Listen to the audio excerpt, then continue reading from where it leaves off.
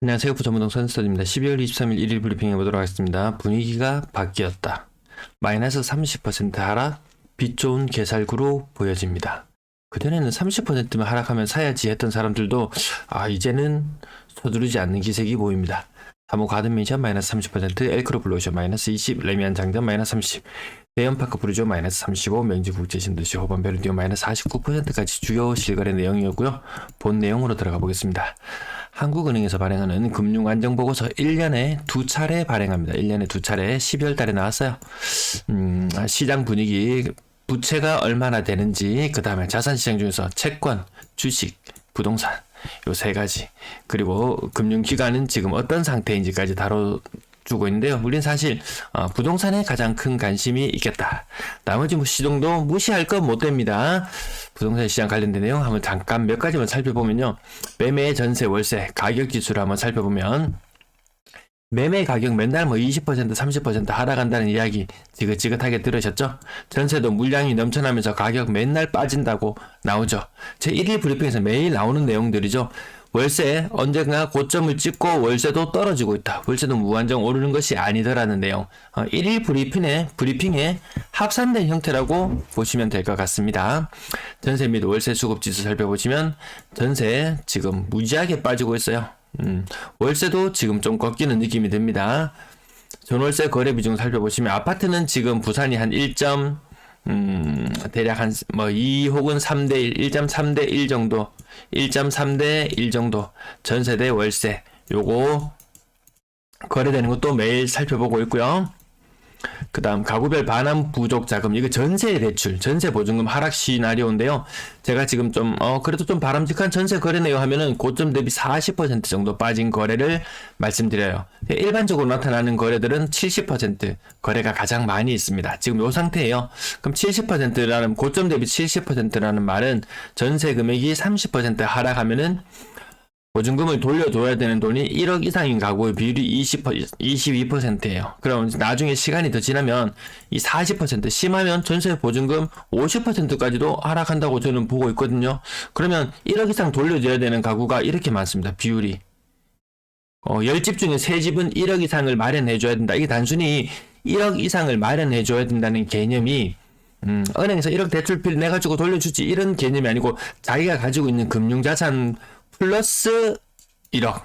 자기가 만약에 1억의 예금을 가지고 있었다.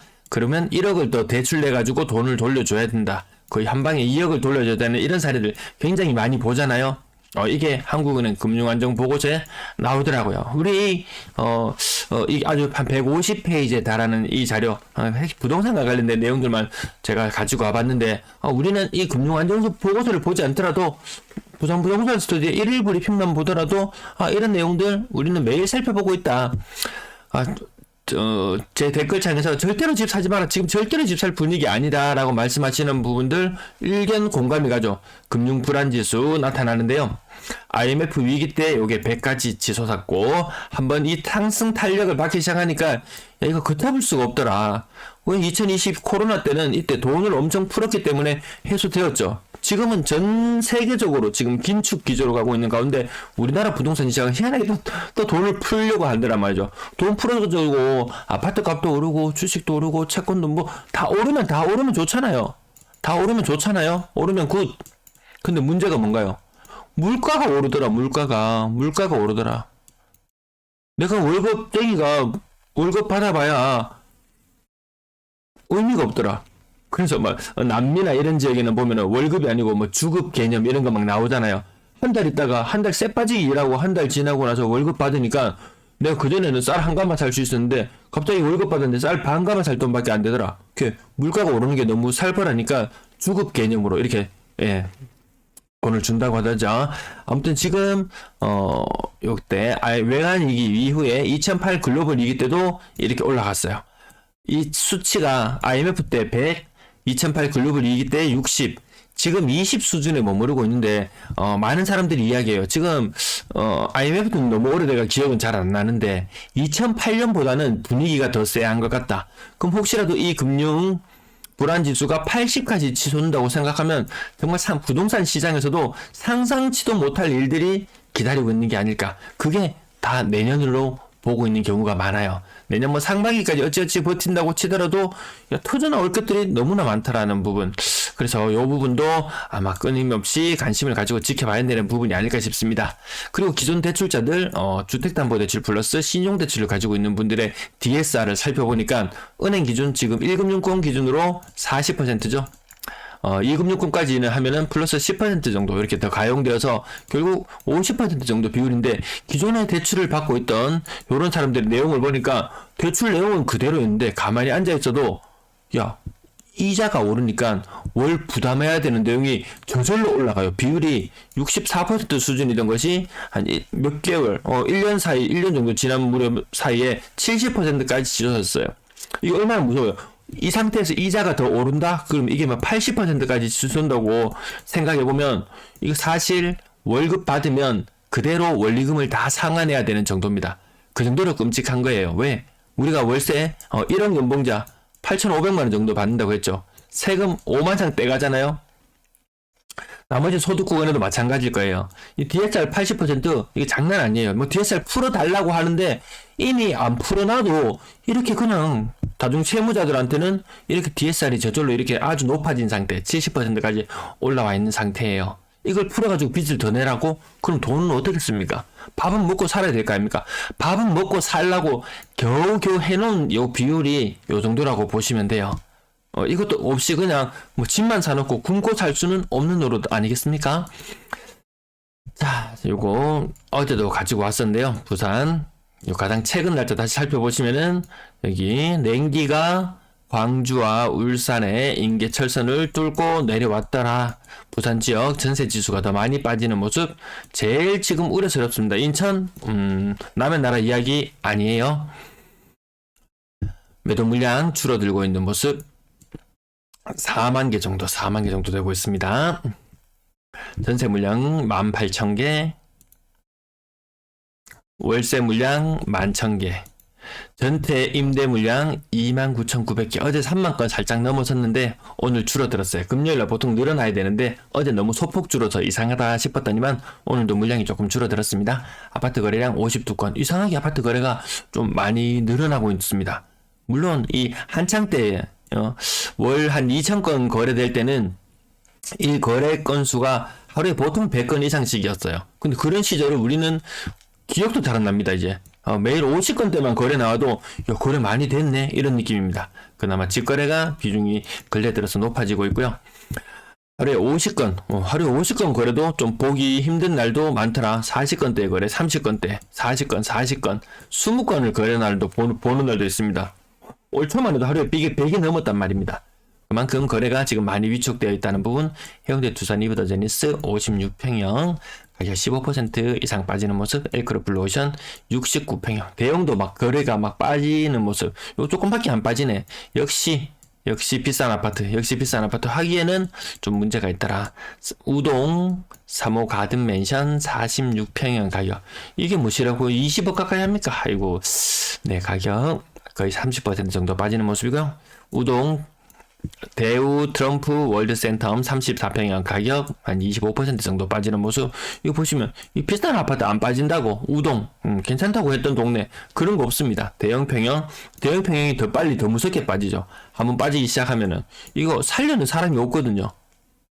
한창 경기 좋고 잘 나갈 때는 대형평형 뭐 관계가 없지만 좀 무리가 가는 부분이 있습니다. 레미안 장전 35평형 가격 30% 정도 빠진 걸로 나타나는데요. 보면 점점 층수가 올라간다는 모습도 보일 거고요. 밑에 전세 가격, 매매 가격 보시면 최근 전세 가격이 3억 8천 정도 수준이라면 이 아파트의 가격은 사실상 8억을 넘기 힘들어 보이죠. 지금 전세가율 요 정도 가격에 전세가율 50% 정도 형성되는 거 보면 그런 흐름으로 보입니다. 그럼 가격이 어떠했느냐? 한창 잘 나갈 때 12억 2천, 지금 금방 8억 5천 정도 8.5억 정도 수준의 매매 가격인데요. 한창 잘 나갈 때 12억 2천까지 갔던 거. 그러면 불과 몇 년 전에 2019년까지만 되돌아가 봐도 6억을 살짝 넘어섰던 수준이에요. 지금 아파트 가격도 이쪽으로 회귀하는 현상들 많이 있거든요. 근데 요거는 6억까지 갈 것 같지는 않지만 지금 상상도 못하는 그런 일들이 많이 이루어지니까 가격 흐름은 조금 더 지켜봐야 될 것 같습니다. 8.5억도 지금 좀 많이 빠진 상태이긴 하죠. 더샵, 센트럴스타, 대형평형 20% 정도. 대형 평형도 왜 이렇게 파는 사람들이 많을까요? 사직역 삼성그린코어 더 베스트 한 23% 정도 빠졌고요. 대우 이안 조금 빠지는 모습. 이 대형 평형들 부쩍 거래가 많아 보입니다. 우동 대구 동삼 아파트 가격 30% 가까이 빠졌고요. 대형 파크 프로지오도 30% 그 이상 빠지는 모습. 매매가 전세가 비슷하더라. 돌려줘야 될 돈들이 굉장히 많겠다 이런 느낌이 들고요. 연산동 일동 미라주 더스타 30% 정도 빠지는 모습. 일광 신규 거래 건수도 이거 5억을 넘어가지 못하더라. 이 동네 막 10억씩 간다고 그랬었죠. 네, 5억을 넘어가지 못하는 거래가 근래 종종 나오는 것 같습니다. 영지 국대신도시 호반 베르디움 요것도 고가가 좀 이상했더라. 저 가격까지 갈 게 됐었나요? 전세 가격 보면은 또 일견 또 그렇게 또 이해되는 부분도 있지만 거기까지 갈 건 아닌 것 같았습니다. 장전 삼정 그린코어 더 베스트 75제곱미터 가격도 30% 가까이 빠졌고요. 나머지 가격들 수안동 대진 아파트 오랜만에 이름 올라오는 아파트 6억 1천까지 갔던 것이 40% 가까이 빠지고 시청역 SK뷰 25% 야 30% 정도 빠지는 것 오늘 제목으로 붙여봤었는데요. 야 그건 너무 흔해 빠졌다. 정관 롯데캐슬 있자 여기 30% 정도 빠졌잖아요. 매매가 전세가 바로 역전입니다. 바로 역전. 30%? 야, 가격적으로는, 야, 매력적으로 보이는데, 근데 그것도 대구의 경우에 예를 들면은 한 6개월 전에 분위기였어요. 한 6개월 전에 지금 꼭 집을 사야 된다면 30% 정도 하락하는 가격, 그 정도가 지금은 매력있다. 근데 지금 6개월이 지난, 지금 오늘날에 이르러서는 30% 할인 가격 매력있다고 이야기하지 않습니다. 지금은 40% 정도 빠져야지, 매력이 좀 있어 보여요. 근데 그것도 시간이 지나면 빛 좋은 개살구가 될지도 모르겠어요. 세종시가 주간 실거래 기준으로 1.5% 빠지니까 아마 제가 조만간에 다시 한번 살펴볼 텐데 한 50% 하락, 고점 대비 50% 이상 하락하는 거래들도 나올 것 같아요. 50% 이상 하락하는 거래가 나오는 이런 시장 분위기 속에서 고작 30% 하락이 정말 빛 좋은 살구일까요? 그냥 개살구에 머무르지 않을까 이런 생각을 해봅니다. 보밀동 오션브릿지 25평형 가격 거의 40% 가까이 빠지잖아요. 그래, 이 정도는 빠져야 좀 매력 있어 보이지. 정관 과암 안산성도 테라스 60제곱미터 거의 4억 3천까지 갔던 것이 2억 7천 거의 40% 가까이 빠졌죠. 그래, 이쯤 돼야 매력적으로 보이지. 근데 간혹가다 50% 이런 것도 등장하더라고요. 좀 무섭다. 한편으로는 하락이 너무 무섭다. 또 한편으로는 매력 있는 것들이 더 많이 보이기 시작하네. 근데 아까 그 금융 취약이나 이런 것들을 봤을 때 지금 수치에서 리먼 브러더스 때 60 아까 그 숫자 보셨잖아요. 그 중간급의 규모의 충격이 온다면은 야 매력적인 게 아니더라. 이런 이야기도 나올지도 모르겠습니다. 거래량 지금보다 3배는 좋아져야 된다. 유명한 거래 비중 50% 정도, 6억 이상 거래 비중 10% 정도 수준을 유지하고 있고요. 분양권 거래량, 직거래가 갑자기 늘어나더라. 직거래. 가격 고점 대비 계속 많이 빠지는데요. 이게 뭔가요? 강한 KCC 스위치인 하버뷰. 얼마나 대단하건데 39제곱미터가 6억? 네. 나머지 가격들 보시면 시민공원 삼성그린코어 더 베스트 2억 정도 고점 대비 2억 정도 빠지는 모습. 부산 오션시티 프리저우가 아직도 분양권 상태로 거래된다는 게 참 희한하죠. 끝까지 갈 때까지 가보자고 버티지만 가격 3자도 볼래나? 네. 중흥 S클래스 그랜드 센트럴도 고점 대비 1.5억 정도 빠지는 모습. 프리미엄은 막 하다 빠지는 것 같은 이런 느낌이 들지 않습니까? 고점 대비 2.1억. 백양천 롯데캐슬 골드 센트럴 대시양 해링턴 플레이스 파크시티. 프리미엄이 거의 사라질 거다. 부산도. 여기서 프리미엄이 거의 사라지고 한 5천만원 정도의 프리미엄이 있던 물건이 정말 한 3개월 정도만 분위기 식으면 순식간에 마피로 전환되더라고요. 그게 너무 순식간에 이루어집니다. 전세 거래량 이틀치 거래량인데요. 어제 전세 거래량 좀 신고가 제대로 안 나왔었죠. 네, 209건, 이틀 동안 209건, 하루에 100건 정도 거래 나타나고요. 부영 사량으로 임대아파트 거래량이 근래에 좀 많이 이루어지는 모습. 네. 전세 1일 거래량은 흐르면 큰 차이가 없고요. 오늘도 요렇게 한번 찾아볼까요? 얼마나 많은 돈을 돌려줘야 되는지.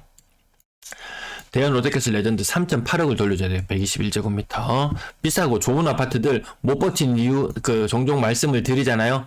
전세 보증금 돌려줘야 되는 수준이 상상을 초월하더라. LG 메트로시티 근래 가격 많이 빠지는 모습 보여주고 있는데요. 9억 전세 살고 있었는데 새로운 세입자를 받으려면 5억 4천 정도의 세입자를 받아야 돼요. 3, 4억 이거 어디서 구합니까 이거.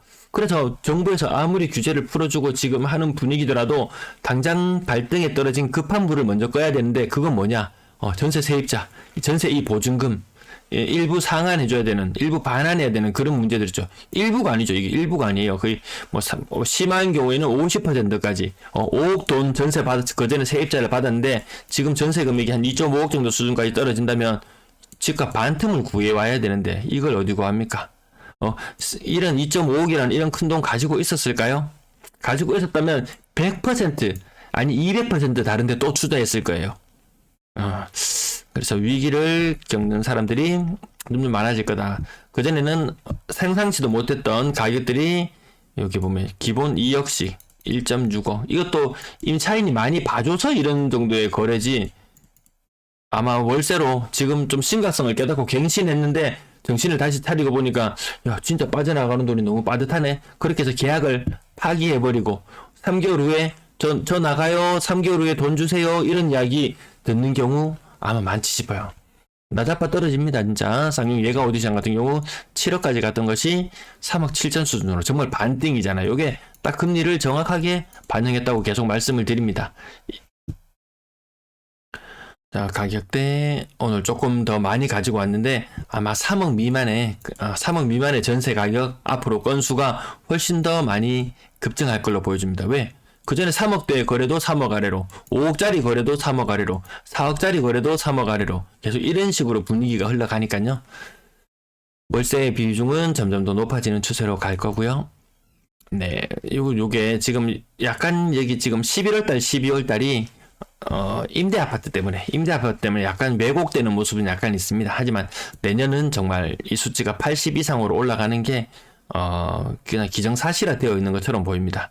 4억 이상 비중 더 빨리 무너져 내리고 있습니다. 다른 광역시보다 더 빨리 무너져 내리고 있는 것 같고요. 계속해서 12월은 전세 가격이 2019년 아래쪽에서 계속 머무르고 있습니다. 이거 정말 여기서 조금만 더 전세 가격이 빠지게 되면은 2017년, 2018년의 전세 가격 그 아래로 내려간다는 말이야. 2017년, 18년에 투자해놓은 사람들 지금 금리도 계속 말씀드리는데 2017년, 18년에 투자했는 사람이 안전빵이 아니더라. 그때 하고 뭐 일시적 1가구 2주택으로 갈아타는 과정을 통해서 자산을 늘리고 이제 나는 이제 이 정도면 나는 만족해 하고 나갈 사람이 잘 없어요. 이 인간의 욕심이라는 것은 이 끝이 없습니다. 이때부터 샀던 17년, 18년부터 산 사람들 금리가 꼬이기 시작하죠. 자, 그다음 전세 보증금이 꼬이기 시작하죠. 사실 자기 자본은 많지 않은 상태에서 시작했던 그 모든 사람들이 위기의 구렁텅이로 빠질 수 있다. 네, 오늘도 긴 시간 시청해 주셔서 감사합니다.